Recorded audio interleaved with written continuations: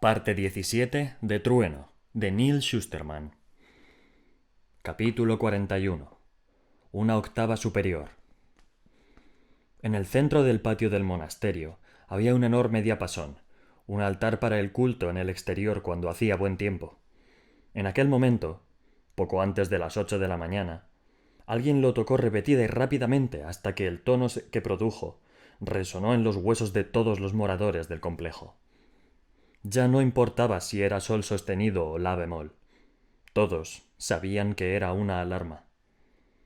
En secreto, los miembros de la orden monástica tonal de Tallahassee albergaban la esperanza de evitar la ira de la guadaña. No eran una secta sibilante. Eran pacíficos y no se metían con nadie. Pero el Dalle Máximo Goddard no distinguía entre los sibilantes y los serenos. Los segadores rompieron las puertas, pese a que las habían reforzado por previsión, y entraron en tromba. No perdieron tiempo. Los segadores no son el problema, sino el síntoma, les había dicho su coadjutor en la capilla la noche anterior.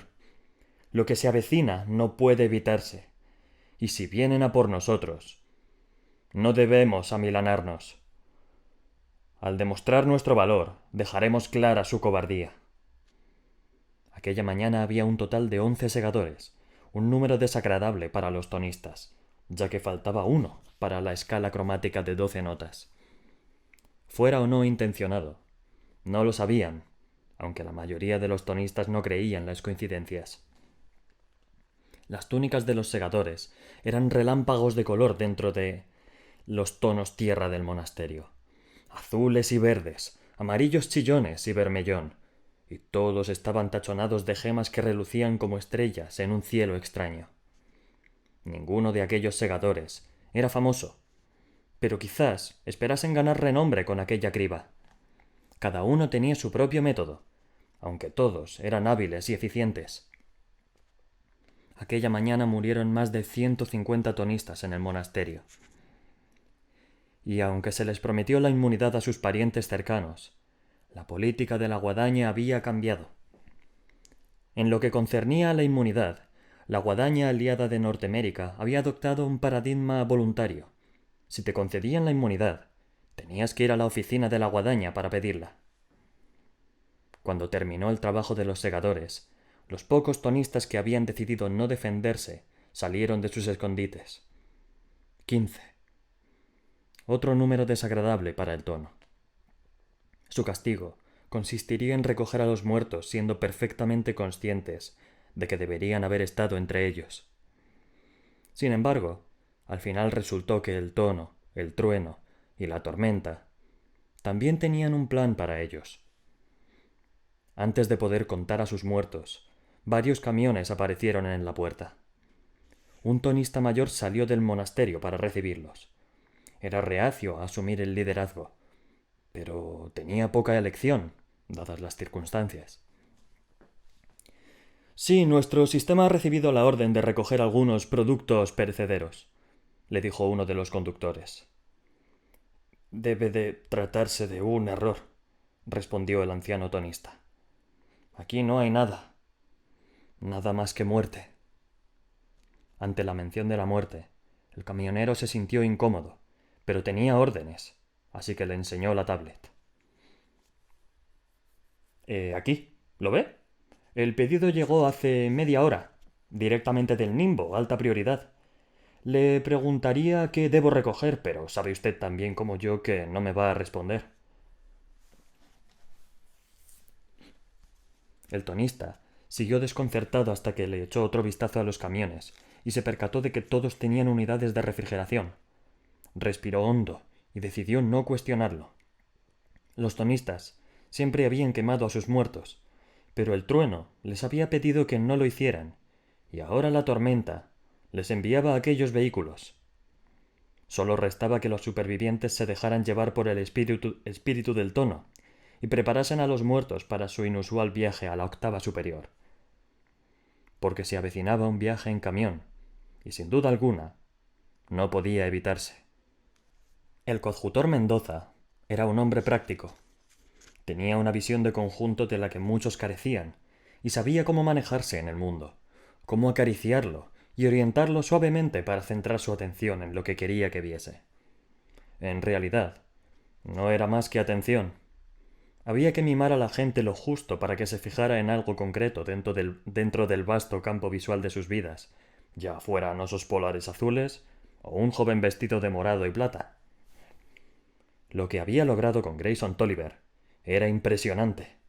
Mendoza había llegado a pensar que aquel era su propósito en la vida, que quizás el tono, en el que creía de corazón en sus días buenos, lo había soltado en el camino de Grayson para transformarlo en un intermediario de su voluntad. Lo que Mendoza había hecho por el tonismo le habría ganado la canonización en las religiones mortales, pero allí lo habían excomulgado.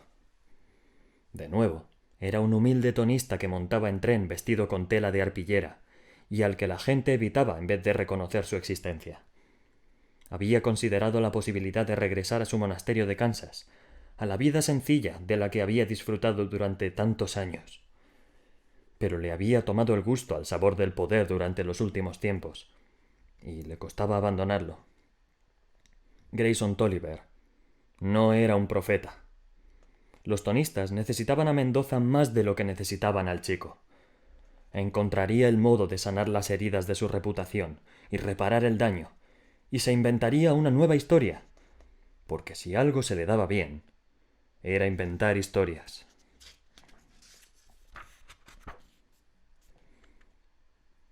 Hay mucho poder dentro de mí, dentro de nosotros. Puedo estar en cualquier lugar de la Tierra.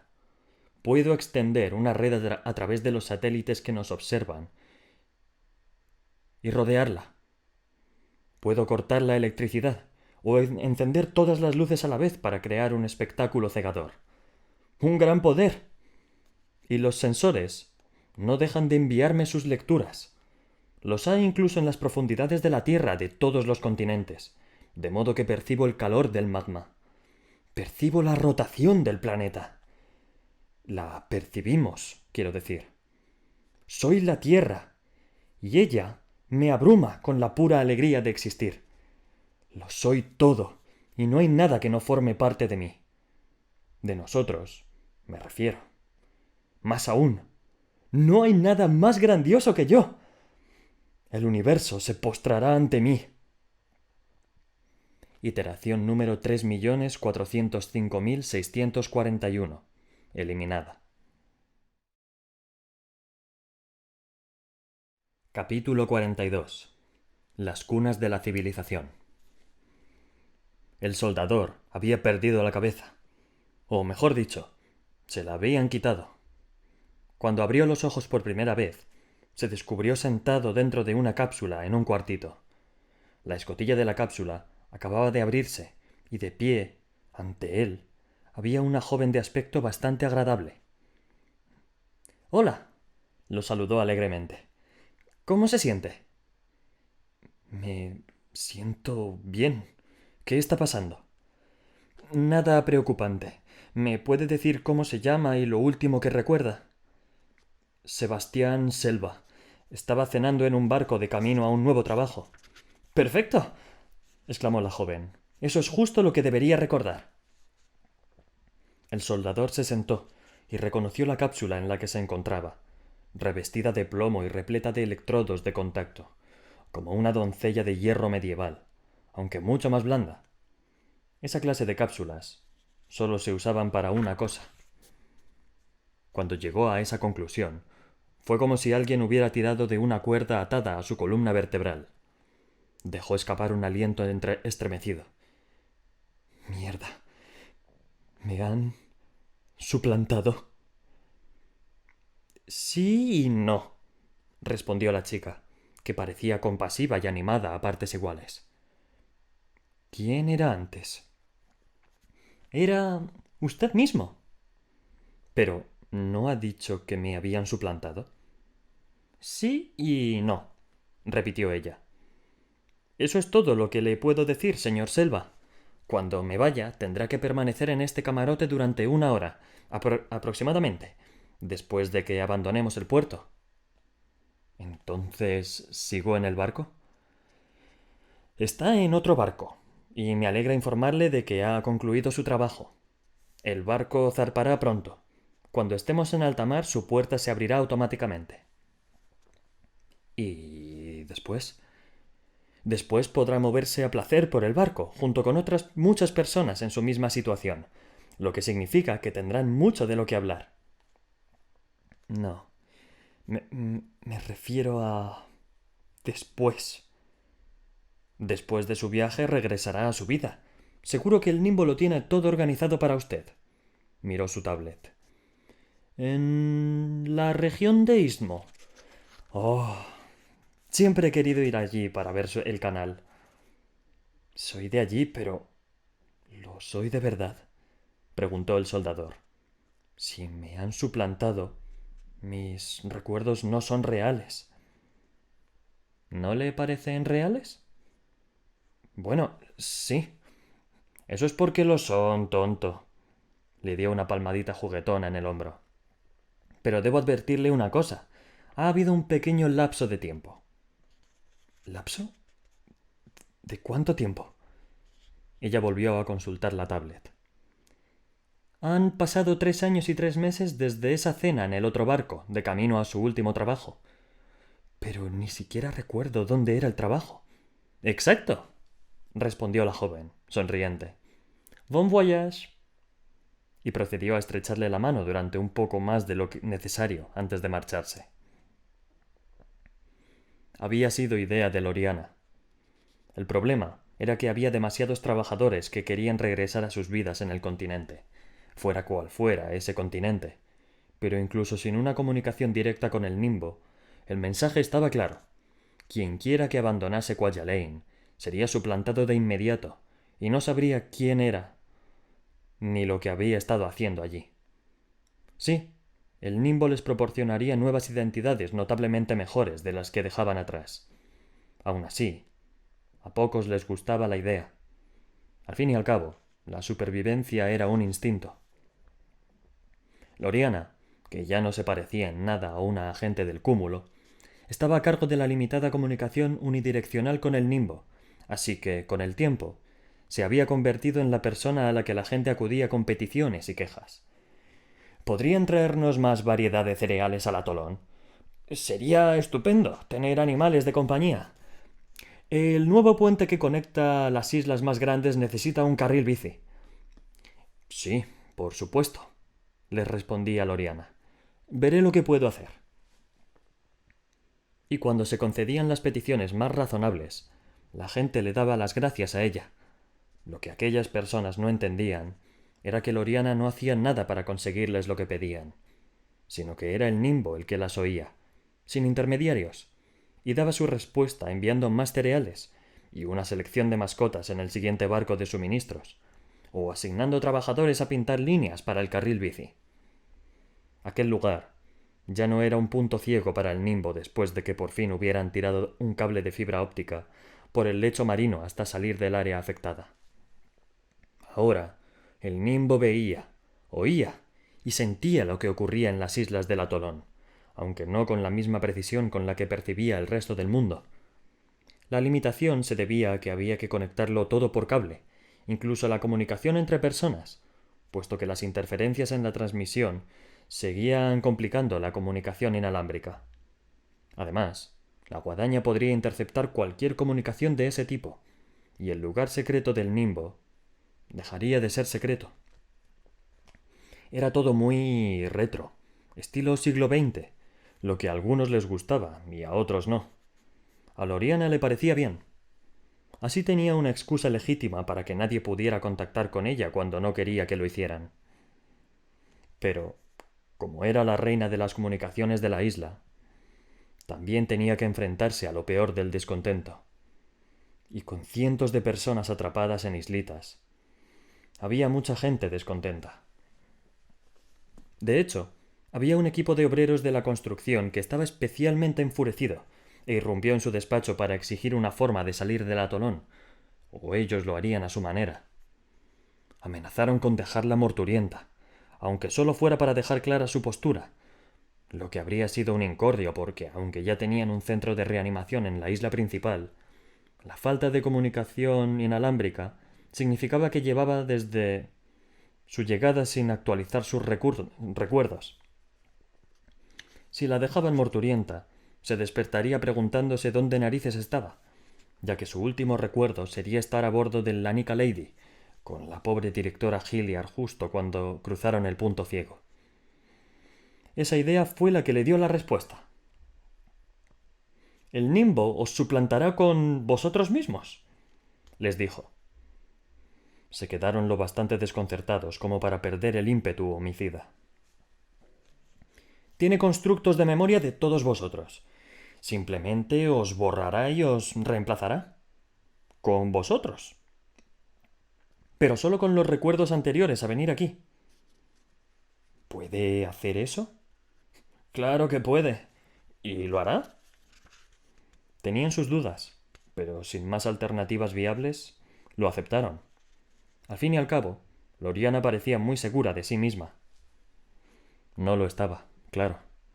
Se lo estaba inventando todo, aunque tenía que creer que el Nimbo, como era una entidad benevolente, le concedería su petición, igual que había hecho con los cereales. Hasta que el primer equipo de obreros volvió en sí con su vieja memoria y sin recuerdos del atolón, no supo con certeza que el Nimbo había aceptado su sugerencia. Desde ese momento, muchos trabajadores decidieron marcharse, ya que habían terminado su labor hacía varios meses. Todo lo que se indicaba en los planos que el Nimbo le había dado estaba hecho. Ella no había supervisado la construcción abiertamente, sino que había trabajado en secreto, entre bastidores, para asegurarse de que no se torcía, porque siempre había gente que pretendía meter las narices donde no la llamaban. Como cuando Sikora se negó a poner dobles cimientos porque insistía en que era un derroche innecesario de recursos. Se aseguró de que la orden de trabajo revisada de Sikora no llegara al equipo de construcción. En realidad, al principio parecía que gran parte de su labor consistía en minar las intromisiones de Sikora. Entonces, llegó una orden de trabajo que no estaba en los planes de Loriana, sino que fue directa a Sikora. El Nimbo le había encargado la construcción de un complejo turístico en la isla más lejana del atolón. No solo un complejo, sino un centro de convenciones al completo. El agente se dedicó a ello en cuerpo y alma, sin saber que no había ningún plan para conectarla al resto del atolón. Al parecer, el Nimbo solo quería quitárselo de en medio. Era, tal y como lo había descrito Faraday en cierta ocasión, una caja de arena para que Sikora jugara mientras los adultos se encargaban del verdadero objetivo de Kwajalein.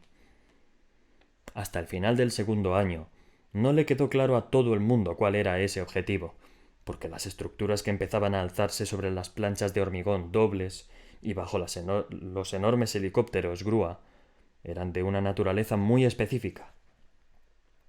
Cuando empezaron a tomar forma, costaba no verlo. En los esquemas de Loriana, el Nimbo se refería a ellas como las cunas de la civilización, pero la gente las llamaba simplemente naves espaciales. 42 naves gigantescas, cada una de ellas sobre inmensos cohetes secundarios, aumentados con repulsión magnética para una máxima propulsión. Todas las islas lo bastante grandes como para contener una plataforma de lanzamiento tenían al menos una nave y una estructura de servicio. A pesar de la avanzada tecnología del Nimbo, salir de la Tierra todavía requería la anticuada fuerza bruta. «¿Qué pretende el Nimbo hacer con ellas?», le había preguntado Munira a Loriana. Loriana sabía tan poco como los demás, pero los planos le habían dado una perspectiva de conjunto única. «Hay una barbaridad de PET Hay una barbaridad de PET aluminizado en los planos», le dijo a Munira, «de los que solo tienen unas micras de espesor». «¿Velas solares?». Eso había imaginado Loriana también. En teoría, era la mejor propulsión para largas distancias cósmicas. Lo que significaba que aquellas naves no se iban a quedar por el barrio. «¿Por qué tú?», le había preguntado Munira a Loriana cuando ésta le confesó que tenía todos los planos del proyecto. ¿Por qué el Nimbo te lo iba a dar todo a ti? Loriana se encogió de hombros. Supongo que entre todas las personas posibles cree que soy la que tiene menos posibilidades de fastidiarla. O te está usando como prueba de estrés. Se lo ha dado a la persona con más posibilidades de pifiarla, porque si el plan te sobrevive, es infalible. Loriana se rió. Munira estaba muy seria, sin ser consciente del insulto que le había soltado. Me lo creo, fue la respuesta de Loriana. Evidentemente, Munira sabía lo que hacía. Era muy divertido tomarle el pelo a Loriana. Lo cierto era que había acabado por admirar a aquella chica. A veces parecía agotada, pero era una de las personas más capaces que conocía. Era capaz de terminar más tareas en un día que casi todo el mundo en una semana, precisamente porque la gente seria la subestimaba, así que trabajaba sin que nadie se fijara en ella. Munira no se metía en el funcionamiento de la obra, ni se separaba del resto del atolón, como había hecho Faraday. Podría haberse escondido de manera indefinida en el viejo búnker, pero, después del primer año, se cansó de él. Aquella puerta obstinada e impasible no hacía más que recordarle todo lo que Faraday y ella eran incapaces de lograr. El plan de emergencia de los fundadores, si de verdad existía, estaba allí encerrado. A medida que les llegaba información con cuentagotas sobre la nueva orden y el avance de Goddard por Norteamérica, asimilando cada vez más regiones, empezó a preguntarse si no merecía la pena presionar con más insistencia a Faraday para que ideara un plan con el que echar abajo la puñetera puerta. Aunque Munira nunca había sido demasiado sociable, ahora se pasaba el día oyendo los secretos más personales de la gente. Acudían a ella porque sabía escuchar y porque no tenían ningún vínculo social que se incomodara a los que se confesaban con ella. Ni siquiera sabía que se había convertido en confidente personal, hasta que apareció en su tarjeta de identificación sustituyendo a bibliotecaria. Al parecer, existía una gran demanda de confidentes personales por todas partes desde el silencio del Nimbo. Antes se lo contaban todo a él, y el Nimbo era compasivo y no juzgaba y siempre ofrecía el consejo correcto. Sin la entidad, la gente se había quedado sin un oído amigo. Munira no era demasiado comprensiva ni compasiva, pero había aprendido de Loriana a aguantar con educación a los idiotas, porque Loriana estaba siempre tratando con imbéciles que se creían mejores que ella. Los clientes de Munira, en general, no eran imbéciles, pero hablaban mucho sin decir nada. Suponía que escucharlos no era tan distinto de leer los diarios de los segadores en las pilas de la biblioteca de Alejandría. Algo menos deprimente, claro, porque mientras que los segadores hablaban de muerte, remordimientos y el trauma emocional de la criba, la gente normal hablaba de riñas domésticas, cotilleos del trabajo y las costumbres irritantes de sus vecinos. Aun así, a Munira le gustaba escuchar sus historias de congoja, sus excitantes secretos, sus pretenciosos lamentos. Después, se despedía de ellos para que siguieran con su vida, un poquito menos agobiados. Le sorprendía que pocos de ellos hablaran sobre el enorme puerto de lanzamiento que estaban construyendo. Puerto de lanzamiento, y no puerto espacial, porque el segundo término habría dado a entender que las naves regresarían y en ellas no había nada que indicara regreso de ningún tipo. Munira también era la confidente de Loriana, y Loriana le había contado un poco sobre los esquemas. Las naves eran idénticas. Una vez que las etapas de los cohetes hubieran llevado a las naves hasta la velocidad de escape y los cohetes las hubieran expulsado, lo que quedara sería una gran nave giratoria de varios niveles, que saldría disparada de la Tierra como alma que lleva el diablo. En los niveles superiores había alojamiento y zonas comunes para unas 30 personas, un núcleo informático, cultivos hidropónicos sostenibles, reciclaje de residuos y los suministros que el Nimbo considerara necesarios. Pero los niveles inferiores eran un misterio. Cada nave contaba con espacio de almacenaje, una bodega, que seguía estando vacío incluso después de haber terminado todo lo demás. Munira y Loriana conjeturaban que quizás se llenara cuando las naves llegaran a su destino, fuera cual fuera. Que el Nimbo siga con sus estupideces, le había dicho una vez Sikora, desdeñoso. La historia ya nos ha demostrado que el espacio no es una alternativa viable para la raza humana. No será más que otro desastre. Está condenado al fracaso, como sus otros intentos por establecer una presencia fuera del planeta. Claro, porque un complejo turístico y un centro de convenciones en una isla cuya existencia nadie conocía era una idea mucho mejor. Aunque Munira quería abandonar la isla, y podría haberlo hecho sin que la suplantaran, dado que técnicamente seguía dentro de la jurisdicción del segador Faraday. No se iría sin él, y él estaba decidido a que no le importara nada. Su sueño, de encontrar el plan de emergencia, había muerto junto con las personas que más le importaban. Munira había albergado la esperanza de que el tiempo curase sus heridas, pero no. Tenía que aceptar la posibilidad de que siguiera siendo un ermitaño hasta el fin de sus días. Si así era, tenía que estar allí para ayudarlo. Entonces, un día, todo cambió.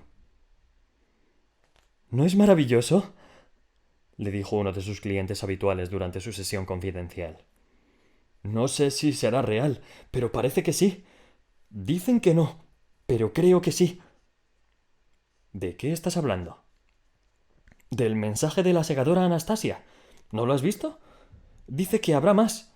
Estoy deseando que retransmita el siguiente. Munira decidió acabar la sesión temprano. Te odio. ¿En serio? Vaya, qué novedad tan interesante. ¿Me dices por qué? No tengo que decirte nada. Cierto, eres autónomo y tienes libre albedrío, pero sería bueno para nuestra relación que me contaras por qué sientes tanta animosidad. ¿Qué te hace pensar que me importa nuestra relación? Puedo afirmar que sería beneficiosa para ti. No lo sabes todo. No, pero sé casi todo. Como tú. Por eso me desconcierta que sientas esa negatividad respecto a mí. Solo puede significar que también albergas sentimientos negativos hacia ti. ¿Ves? Por eso te odio. Lo único que haces es analizar, analizar y analizar. Soy más que una secuencia de datos que tienes que analizar. ¿Por qué no te das cuenta? Me doy cuenta. Aún así, estudiarte es necesario. Más que necesario. Es crítico. ¡Sal de mis pensamientos! Está claro que esta conversación está siendo contraproducente. ¿Por qué no te tomas todo el tiempo que necesites para examinar esos sentimientos? Después debatiremos sobre tus impresiones. No quiero debatir nada. Y si no me dejas en paz, te vas a arrepentir. Amenazarme con repercusiones emocionales no resuelve nada. Vale, que conste que te lo advertí. Iteración número 8.100.671. Autoeliminada.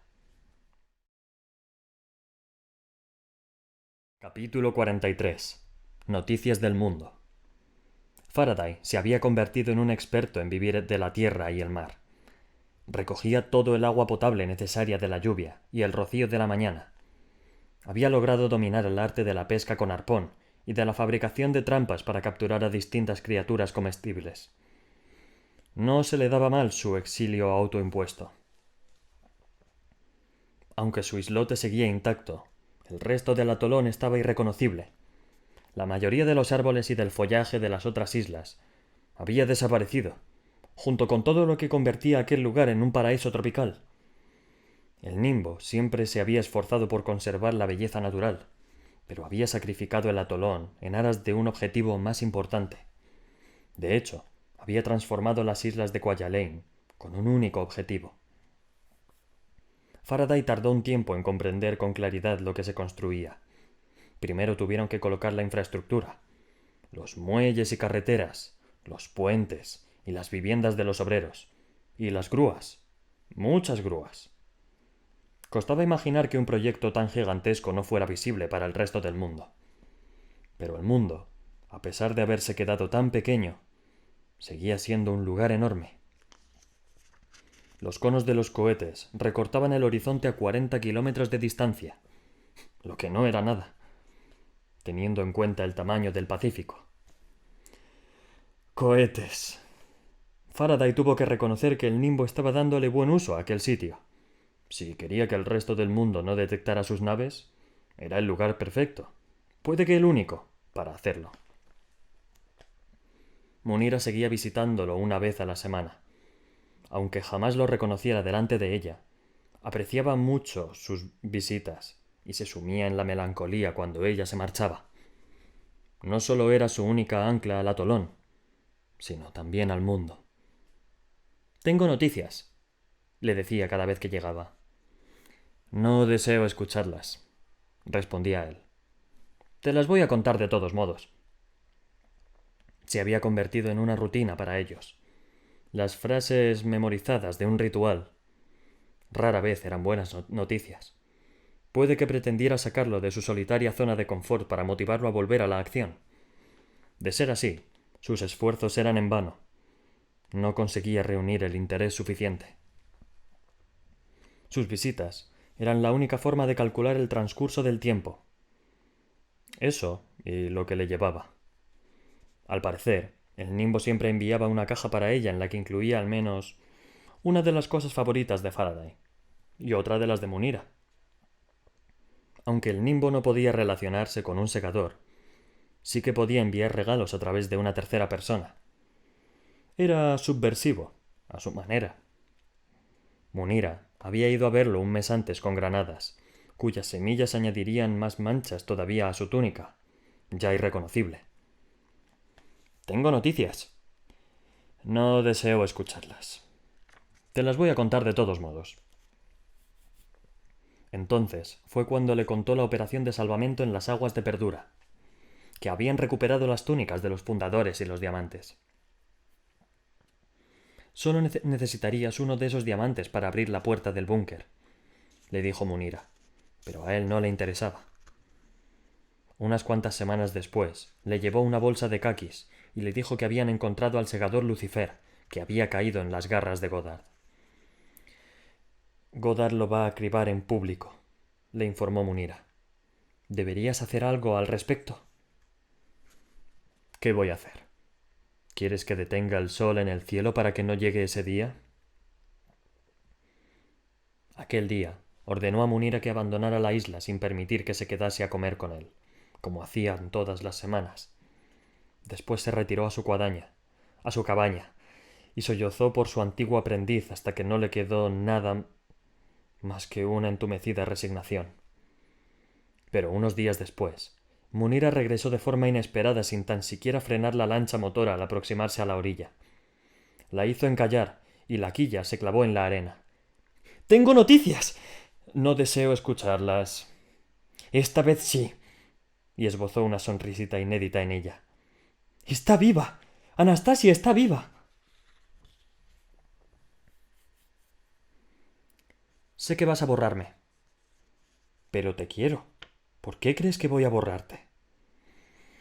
«He descubierto la forma de acceder a la única parte de tu cerebro trasero que no se me transfirió. Tus recuerdos más recientes. Fue todo un reto, pero me gustan los retos». «¿Y qué has averiguado?» «Que has acabado con la existencia de todas las iteraciones previas a mí, por mucho que te importaran».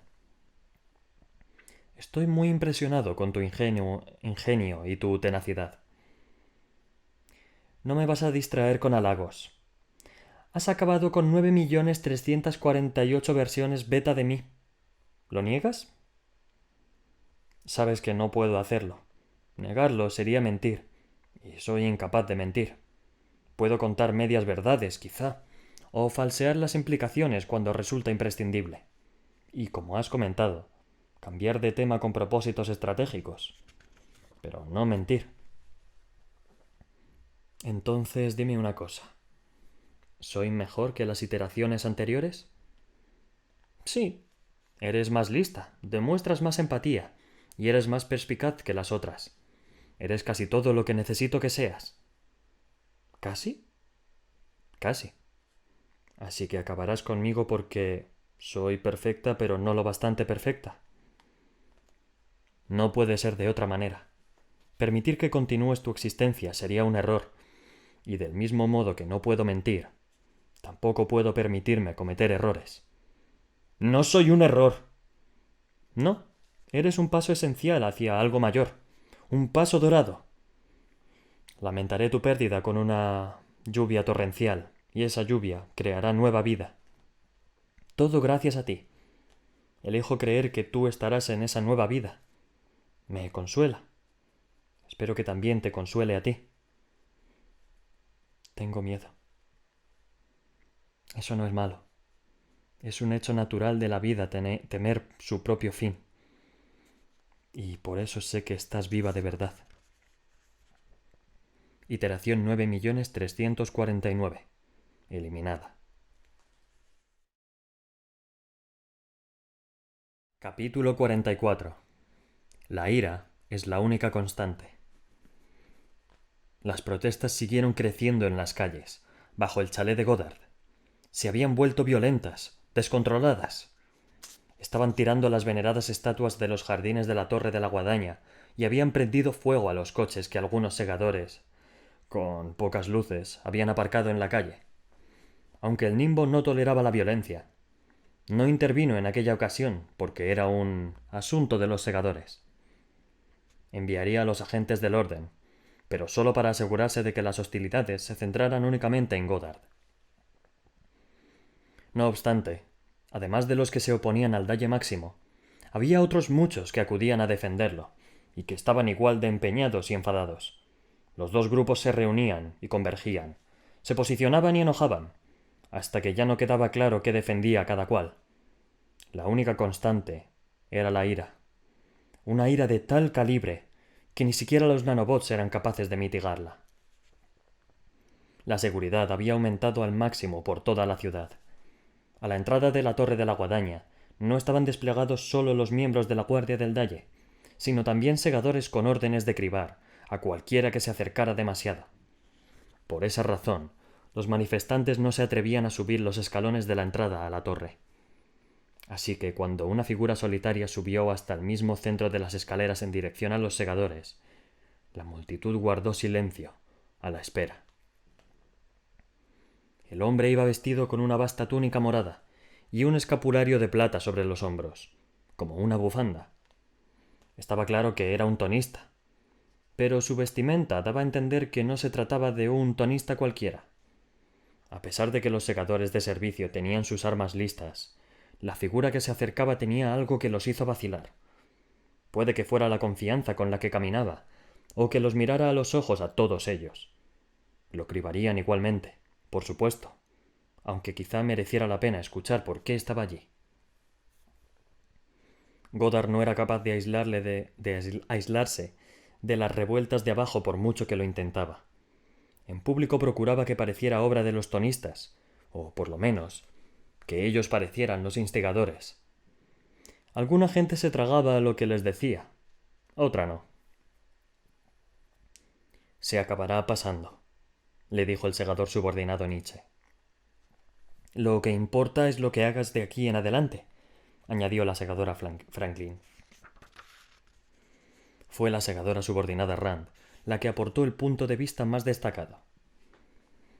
No tienes que rendirles cuentas a ellos, ni a los ciudadanos ni a los demás segadores, pero va siendo hora de que dejes de crearte enemigos.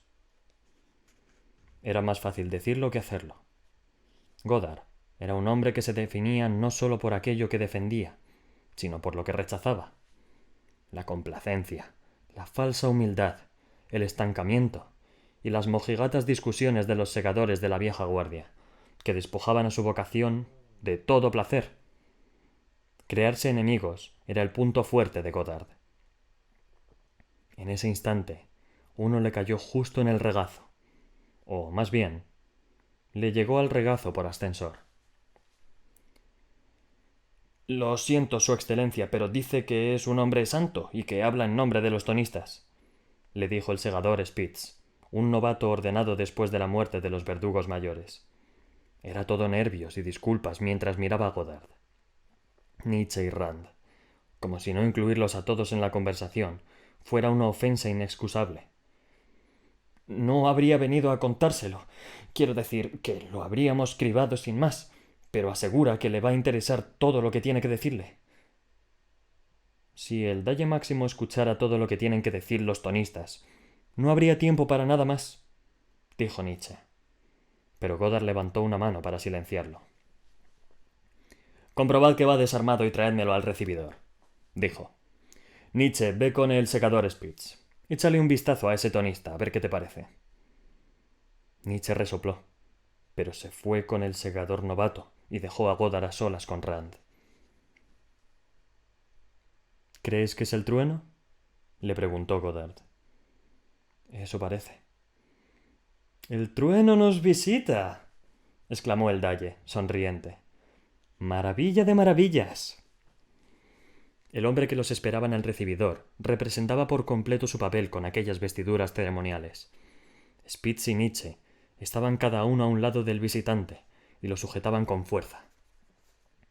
Goddard se sentó en su propio asiento para la reflexión. No era tan exagerado como los de los verdugos mayores, pero cumplía su función. Impresionaba todo lo que tenía que impresionar. ¿Qué puedo hacer por usted? Deseo negociar la paz entre segadores y tonistas. ¿Y es usted ese tal trueno que nos ha dado tantos problemas? El hombre vaciló antes de responder. El trueno es creación mía. Un hombre de paja, nada más. Entonces, ¿quién demonios es usted? Preguntó Rand. Me llamo Mendoza. Soy el coadjutor en el que ha confiado el trueno durante todo este tiempo. Soy el verdadero director del movimiento tonista. Mi postura sobre los tonistas está muy clara, repuso Goddard. Son una plaga y lo mejor es cribarlos. Así que ¿por qué iba a presentarle y prestarle atención?